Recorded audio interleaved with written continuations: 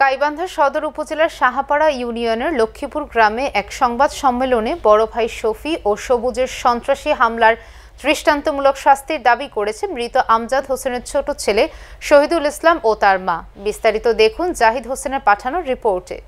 গাইবান্ধা সদর উপজেলার সাহাপাড়া ইউনিয়নের লক্ষ্মীপুর গ্রামের বাসিন্দা পৈতৃক জমির অংশ দাবি করলে বড় ভাই শফি ও সবুজ শহীদুলের উপর চরমভাবে ক্ষিপ্ত হয়ে হত্যার উদ্দেশ্যে লোহার পাইপ ও রড দিয়ে বেধড়ক পিটিয়ে তাকে আহত করে। অন্যদিকে শহীদুলের মা শামসুন নাহার তার বড় ছেলে শফি ও সবুজের এহেন বেআইনি কার্যকলাপ অন্যায় অত্যাচার সহ্য করতে না পেরে আহত ছোট ছেলে শহীদুল ইসলামকে নিয়ে ন্যায় বিচারের প্রত্যাশায় সংবাদ সম্মেলনের আয়োজন করে।